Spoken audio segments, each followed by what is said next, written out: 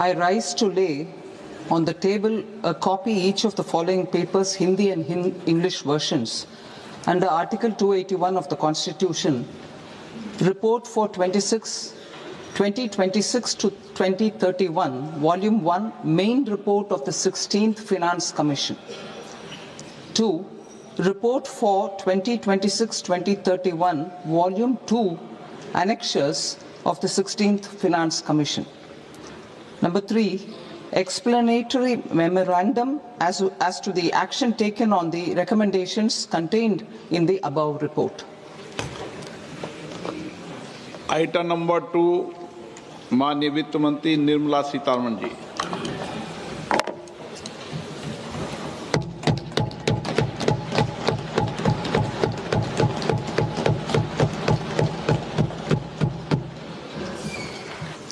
Honorable Speaker, sir, on the sacred occasion of Magh Purnima and the birth anniversary of Guru Ravidas, I present the budget for the year 2026-2027. Since we assumed office 12 years ago, India's economic trajectory has been marked by stability, fiscal discipline, sustained growth, and moderate inflation.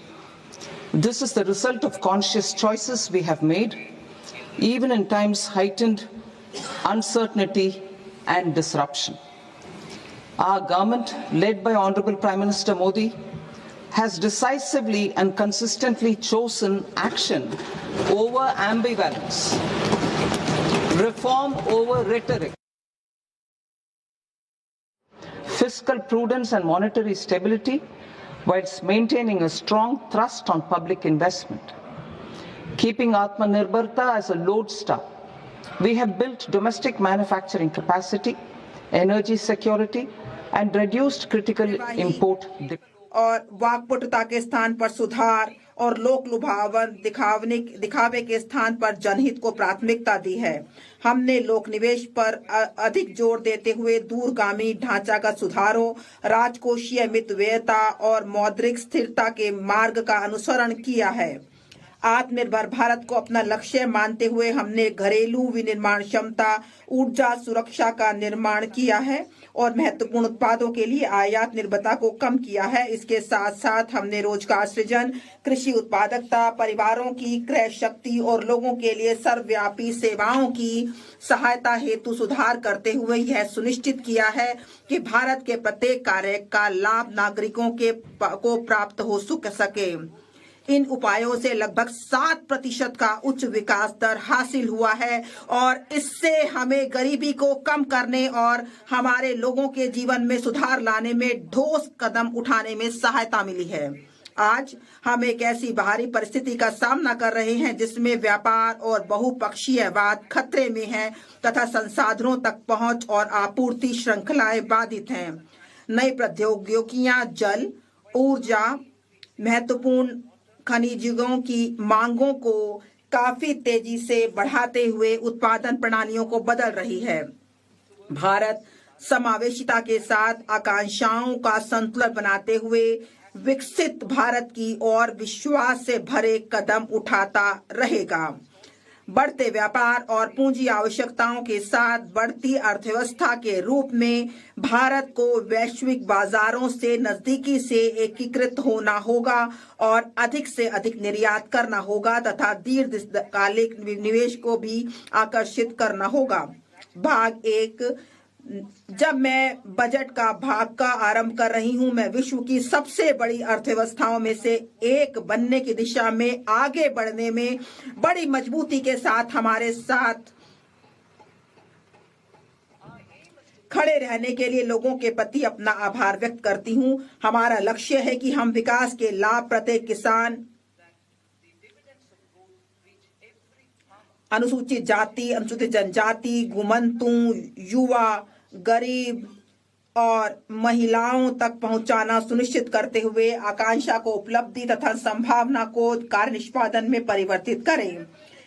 विकसित भारत युवा नेता वार्ता 2026 में हमारे प्रधानमंत्री जी के साथ अनेक नवोन्मेषी विचार साझा किए गए, जो कई प्रस्तावों का आधार बने हैं, जिससे एक युवा शक्ति संचालित बजट बन गया है। हमारी सरकार का संकल्प हमारे गरीब, शोषित और वंचितों पर ध्यान देना है। इस संकल्प को पूरा करने तथा यह देखते हुए कि कर्तव्य भवन में तैयार होने वाला यह बजट पहला बजट है, हम 3 कर्तव्यों से प्रेरित हैं। हमारा पहला कर्तव्य उत्पादकता और प्रतिस्पर्धा को बढ़ाते हुए आर्थिक विकास को तेज और सतत बनाए रखना तथा विश्व में बदल रही परिस्थितियों का सामना करने की क्षमता को विकसित करना है। हमारा दूसरा कर्तव्य हमारे लोगों की आकांक्षाओं को पूरा करना और उनकी क्षमताओं का निर्माण करना है, ताकि वे भारत की समृद्धि के विकास में मजबूत सहयोगी बन सकें।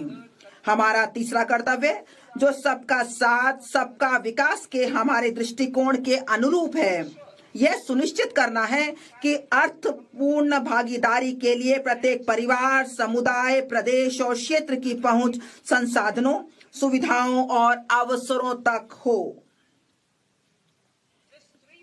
इस त्रिआयामी दृष्टिकोण के लिए एक सहायक परिवेश की आवश्यकता होगी।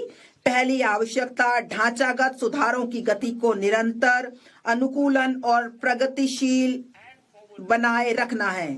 दूसरा, एक मजबूत और समुत्थानशील वित्तीय क्षेत्र, बजट जुटाने, दक्षतापूर्ण पूंजी आवंटन तथा जोखिमों के प्रबंधन का आधार है।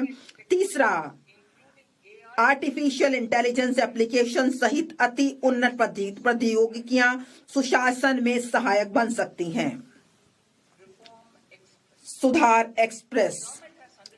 हमारी सरकार ने रोजगार के सृजन, उत्पादकता को बढ़ाने तथा विकास में तेजी लाने की दिशा में व्यापक आर्थिक सुधार किए हैं। वर्ष 2025 में स्वतंत्रता दिवस पर प्रधानमंत्री जी की घोषणा के पश्चात 350 से अधिक सुधारों को शुरू किया गया है। इसमें जीएसटी का सरलीकरण, श्रम संहिताओं का अनुसूचित करना तथा अनिवार्य गुणवत्ता नियंत्रण आदेशों को युक्ति संगत बनाना शामिल है।